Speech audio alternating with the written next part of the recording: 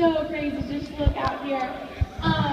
Never did I really imagine that something like this would ever happen. You know, like I remember back to the day one when I decided to go World Ventures because my parents shared it with me, thinking, what if this thing could be true? You know, like what if I really could get up on stage and speak in front of people? And the idea of like speaking to 10 people on my couch at a travel party made me nervous, you know, and now here I am up on stage, it's crazy. Okay, so Love you! you guys so much. I could just go on forever about all the people to thank, but I'm not going to do that. But I love my family, my World Ventures family, and I would not be here if it weren't for all of you guys.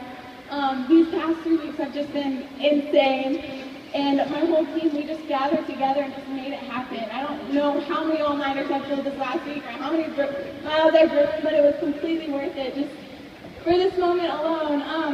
Man, so growing up, I always had a huge desire to be able to live for Christ and someday be able to be a full-time missionary. And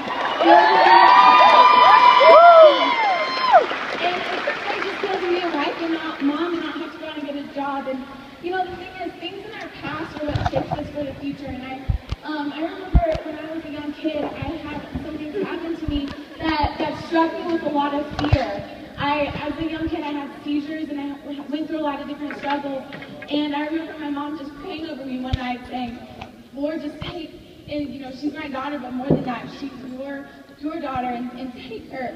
And so, all of the things in the past that I deal with, I suddenly became this fear-stricken child, like literally afraid to even walk to school on my own. My mom had to hold my hand, set me down at my desk in the classroom, and I was so scared to even do that. And so the things that happen in your life, we all have stories, we all have different confronts, and the things that happen in your life shape you to face your future adversities with with courage instead of fear, and with humility instead of pride. And so every time I go through something tough, and I just realize that I'm being refined like a piece of silver. In Malachi 3, it talks about how Jesus Christ uses us as a silver, how he's our silver refiner. And it talks about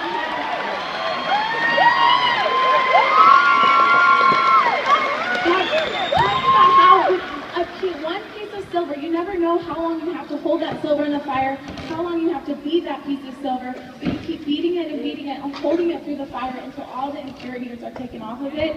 And the way that you know when that silver is pure, when it's completely pure, is when you can see your image. And so when I go through things in life, when I have things happen and I have that vision of what I want for my future and what I desire to have my life be and the significance I desire for my life to have, I just imagine that God has me here and he's refining me. And every bit of struggle, every no that I've gotten, every attrition that's happened or all-nighters I pulled, or any time where it just feels like, ugh, I'm just doing everything and hitting a wall, I just know it's going to be worth it because you have that vision. And so I wish every single one of you guys could be here. First of all, I wish that every single one of you guys could see me who I was at the beginning and realize that girl, really, she can do it.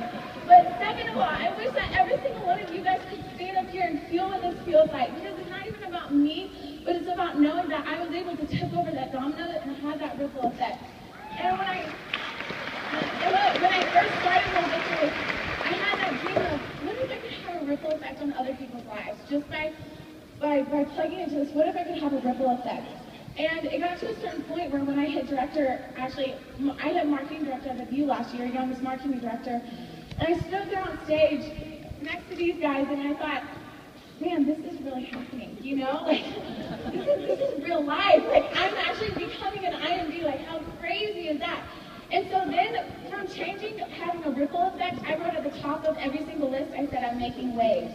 And so I wrote up at the top, it's my moral obligation to get to the top, my moral obligation to embrace humility and courage through every struggle and make waves. And so, no matter what, I'm going to the top, and it's not even about that, but it's about the people who are coming with me, and the lives that are being changed.